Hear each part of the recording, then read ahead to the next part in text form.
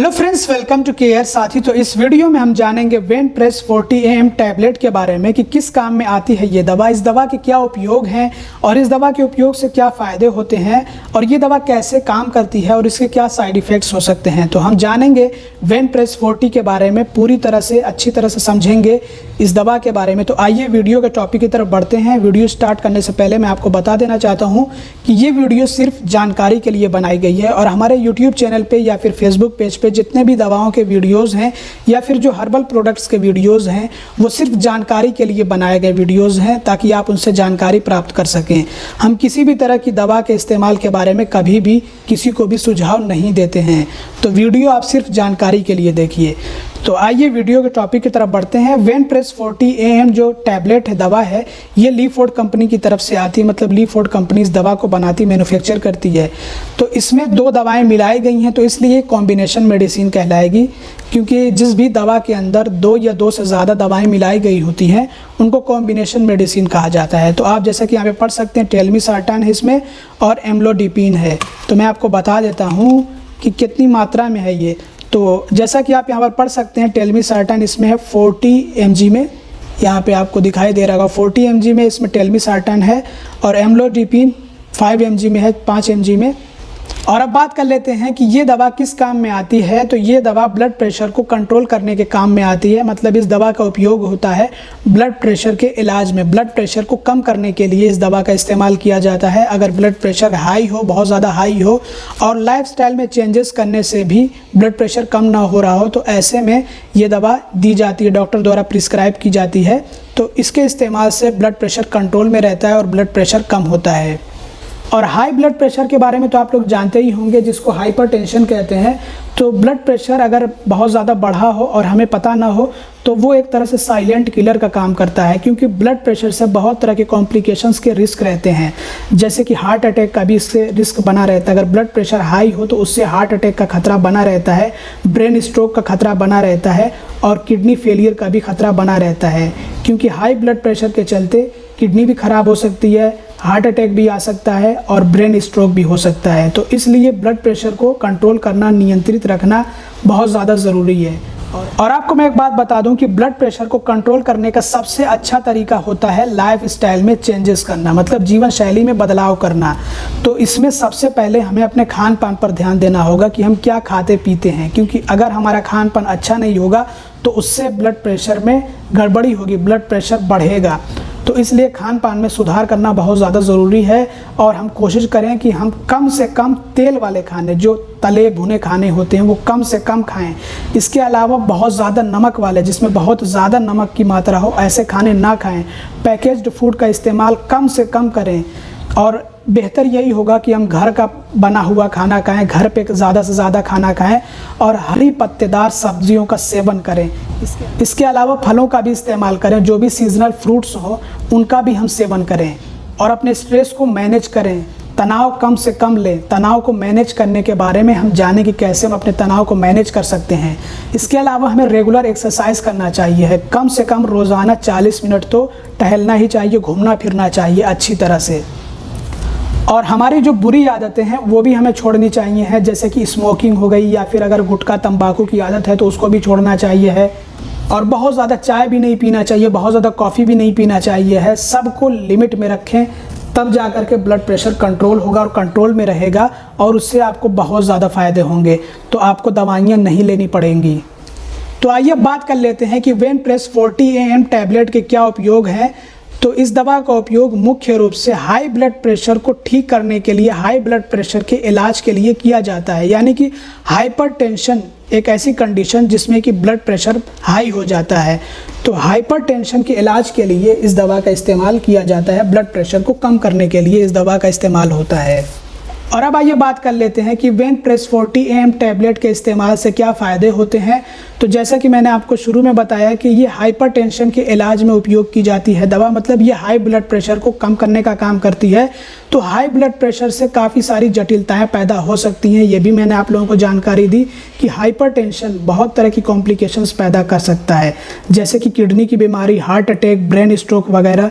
तो अगर blood pressure high होगा तो इन सारी बीमारियों का रिस्क यानी कि जोखिम बना रहेगा, चाहे वो किडनी की बीमारी हो या फिर हार्ट अटैक हो या फिर ब्रेन स्ट्रोक हो।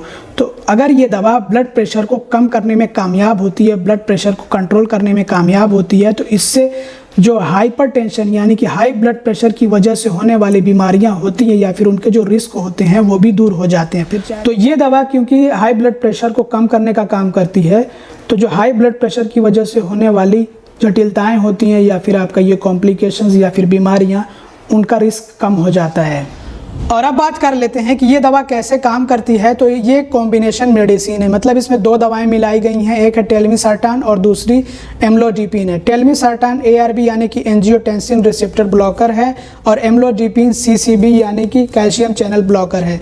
तो टेल्मिसर्टान एक एंजियोटेंसिन रिसेप्टर ब्लॉकर है जो कि ऐसे रिसेप्टर को ब्लॉक करने का काम करती है जिससे ब्लड वेसल्स यानी कि रक्त वाहिकाएं सिकुड़ती हैं या संकुचित होती हैं, जिससे ब्लड आर्टरीज संकुचित होती हैं, सिकुड़ती हैं। तो जब वो रिसेप्टर ब्लॉक हो जाता है तो उसकी वजह से जो ब्लड वेसल्स होती हैं वो सिकुड़ती नहीं है, संकुचित नहीं होती, बल्कि डायलेट होती हैं, फैलती हैं और उससे खून अच्छे से पास हो पाता है। जब ब्लड वेसल्स डायलेट होंगी, मतलब कि रक्त वाहिकाएं फैलेंगी, तो खून अच्छे से पास हो सकेगा और आराम से पास हो सकेगा।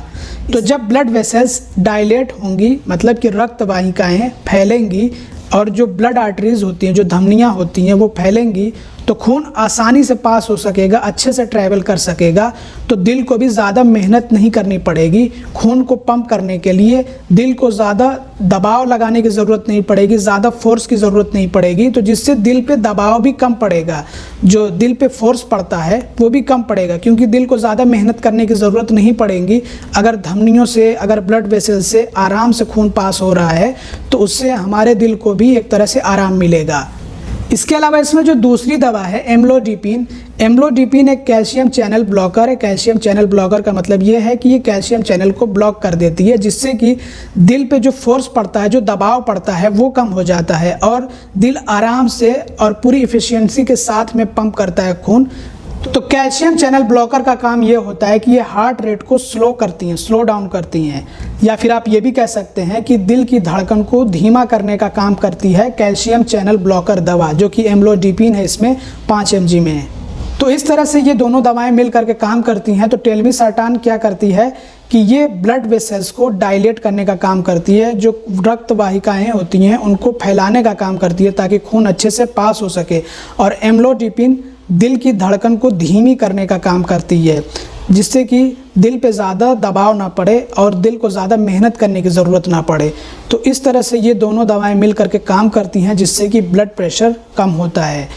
और अब आइए बात कर लेते हैं इस दवा के साइड इफ़ेक्ट्स यानी कि दुष्प्रभावों के बारे में। तो आपको पहले ये जानकारी दे दें कि देखिए, एक दवा के काफ़ी सारे साइड इफ़ेक्ट्स हो सकते हैं, बहुत तरह के साइड इफ़ेक्ट्स हो सकते हैं और अलग अलग व्यक्तियों में अलग अलग तरह के साइड इफ़ेक्ट्स देखने को मिल सकते हैं। तो हम ऐसे साइड इफ़ेक्ट्स के बारे में बात करने वाले हैं जो कि आम तौर पर पाए जाते हैं, मतलब कि इस दवा के इस्तेमाल से जो आम तौर पर या फिर आप कह लीजिए कि कॉमन साइड इफ़ेक्ट्स देखने को मिलते हैं, उनके बारे में हम बात करते हैं।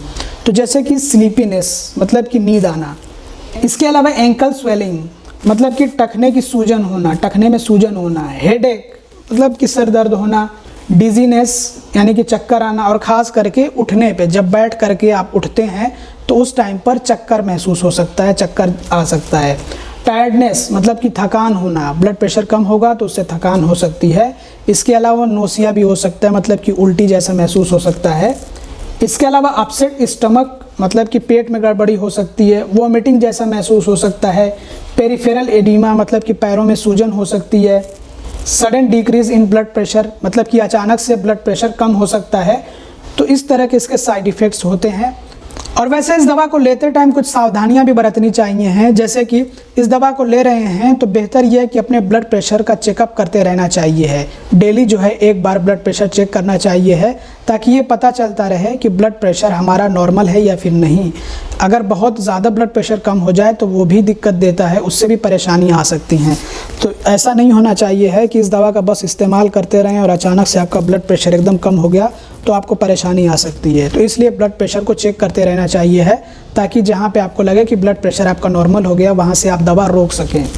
और वैसे इस दवा का इस्तेमाल आपको सिर्फ डॉक्टरी सलाह पे करना चाहिए है, और इस दवा को पूरी तरह से बंद भी करना हो तो डॉक्टर की सलाह पर करना चाहिए है। हाँ, अगर आपको ये लगे कि इस दवा के इस्तेमाल से आपका ब्लड प्रेशर कम हो रहा है या फिर कंट्रोल में है, तो उससे आप दवा की डोज कम कर सकते हैं या डॉक्टर की सलाह पे आप डोज कम करवा सकते हैं। और जहाँ तक बात रही साइड इफ़ेक्ट्स की, तो साइड इफ़ेक्ट्स परमानेंटली नहीं रहते हैं। साइड इफ़ेक्ट्स कुछ टाइम तक रहते हैं, टेम्परेरी रहते हैं। हो सकता है कि कोई ऐसा साइड इफ़ेक्ट हो जो लंबे टाइम तक बना रहे, लेकिन अगर आप साइड इफ़ेक्ट्स को लेकर के चिंतित हों तो आप ऐसे में अपने डॉक्टर से बात कर सकते हैं। इसके अलावा अगर कोई ऐसा साइड इफ़ेक्ट जो कि लगातार बना रहे, जाता नहीं हो, तो ऐसे में आप अपने डॉक्टर से उसके बारे में बात कर सकते हैं। और अब बात कर लेते हैं कि इस दवा का कैसे इस्तेमाल करना होता है और इसकी कितनी डोज लेनी होती है या फिर कितने टैबलेट लेने होते हैं 24 घंटे में। तो इसकी डोज और इसका ड्यूरेशन डॉक्टर द्वारा तय किया जाता है कि आपको दवा कैसे लेनी है, किस टाइम पे लेनी है और आपको कितना टैबलेट लेना है। 1 टैबलेट लेना है दिन भर में या फिर 2 टैबलेट लेना है या आधा टैबलेट लेना है, ये डॉक्टर द्वारा तय किया जाता है। या फिर इसकी डोज जो होती है, जैसे कि ये जो है 40 mg में भी आता है, जो इसमें टेलमिसार्टान है, ये 40 mg में भी आता है और 20 mg में भी आता है। इसी तरह से अम्लोडिपिन भी आधे डोज में आता है, 2.5 mg में आता है।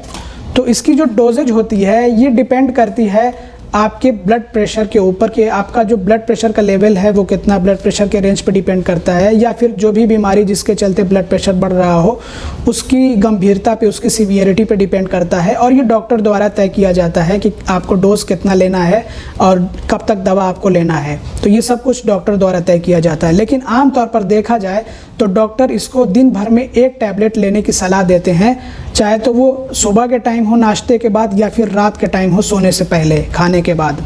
तो इस तरह से इस टैबलेट को लेने की आमतौर पर सलाह दी जाती है।